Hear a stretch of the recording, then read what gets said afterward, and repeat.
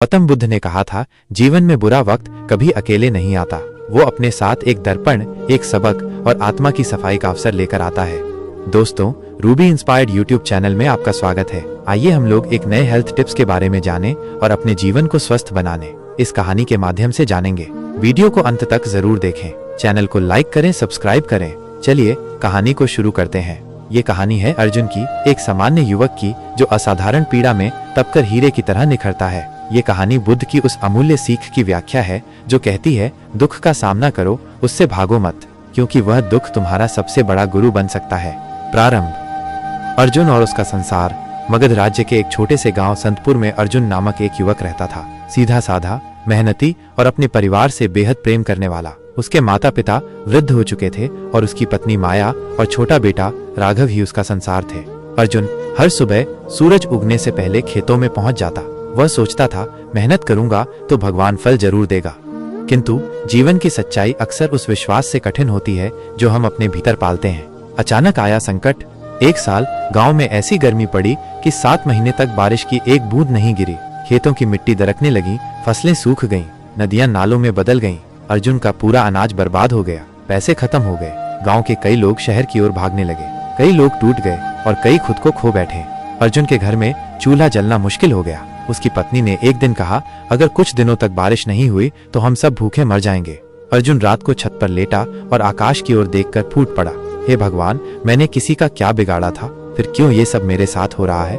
उस रात उसने पहली बार अपने भीतर एक टूटन महसूस की, जैसे आत्मा में दरार पड़ गई हो। गौतम बुद्ध का आगमन।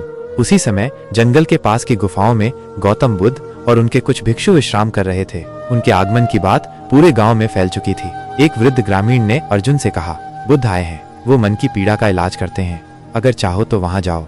अर्जुन भूखा प्यासा, टूटी हुई उम्मीद के साथ बुद्ध की ओर चल पड़ा। साक्षात्कार। एक टूटे व्यक्ति की पुकार।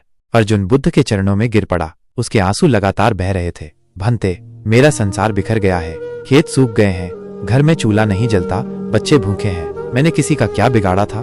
बुद्ध शांत बैठे रहे। कुछ क्षण बाद उन्होंने आंखें खोली और बोले, क्या तुम जानते हुए यह दुख क्यों आया।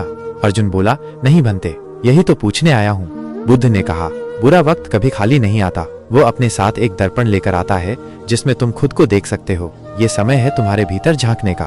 3 प्रश्नों की परीक्षा। बुद्ध ने अर्जुन से 3 प्रश्न पूछे। 1. जब तुम्हारे पास सब कुछ था, क्या तुम हर सुबह आभार व्यक्त करते थे। अर्जुन चुप रहा। 2. जब तुम्हारी फसल लहलहा रही थी, क्या तुमने किसी गरीब को अनाज दिया। अर्जुन ने धीरे से कहा, कभी कभी, पर अधिकतर नहीं। 3. क्या तुमने कभी ये सोचा था कि सुख हमेशा नहीं रहेगा। अब अर्जुन की आंखों में पश्चाताप था। बुद्ध बोले, यही कारण है कि ये दुख आया, तुम्हें स्थायित्व का भ्रम तोड़ने, कृतज्ञता और करुणा सिखाने और आत्मबोध कराने के लिए। ध्यान की राह। बुद्ध ने उसे 1 सप्ताह ध्यान करने को कहा। पहले दिन सिर्फ अपनी सांसों को देखो, दूसरे दिन अपने विचारों को बिना हस्तक्षेप के बहने दो, तीसरे दिन अपने बीते सुखद पलों को याद करो और आभार प्रकट करो, चौथे दिन अपने किए गए कर्मों को स्वीकार करो, 5वें दिन अपने दुख को एक शिक्षक की तरह देखो, छठे दिन अपने भीतर छुपी शक्ति को महसूस करो, 7वें दिन बस मौन रहो भीतर से। परिवर्तन का आरंभ। अर्जुन ने ध्यान करना शुरू किया। शुरू में उसे क्रोध आया, फिर पश्चाताप, फिर धीरे धीरे शांति। उसने देखा कि उसके दुख ने उसे एक बेहतर इंसान बना दिया। जब वो गांव लौटा तो उसमें एक नई दृष्टि थी। उसने सूखे खेत में एक छोटी सी सब्जी की क्यारी बनाई, बच्चों को मिट्टी के गणित सिखाना शुरू किया। उसने गांव के लोगों से कहा, हमें मिलकर काम करना होगा हर हाल में, क्योंकि यही आत्मनिर्भरता है। धीरे धीरे गांव में भी बदलाव आया। लोगों ने मिलकर एक तालाब खोदा, बारिश के पानी को रोकने का उपाय किया। अर्जुन की कोशिशों से गांव में फिर हरियाली लौटने लगी। पुनर्मिलन। फिर से बुद्ध के चरणों में। 6 महीने बाद अर्जुन फिर बुद्ध से मिलने गया। उसने कहा, भंते, बुरा वक्त गया नहीं, पर अब मैं डरता नहीं, क्योंकि अब मैं जानता हूँ वह मेरा मार्गदर्शक है। बुद्ध मुस्कुराए, अब तुम समझ गए हो, दुख को गुरु बनाना ही असली धर्म है। बुद्ध का अंतिम संदेश अर्जुन से। अर्जुन, जीवन एक नदी की तरह है जिसमें कभी शांति, कभी बाढ़ आती है। जो केवल सुख की तलाश में है वह हर लहर से टकराएगा, लेकिन जो ध्यान में है वह हर लहर पर तैर जाएगा। कहानी से मिली सीख। 1. बुरा समय एक शिक्षक है, शत्रु नहीं। 2. कृतज्ञता, सेवा और स्वीकृति यही जीवन के स्तंभ हैं। 3. ध्यान से मन की दिशा बदली जा सकती है। 4. दुख को स्वीकार करना ही सुख की शुरुआत है।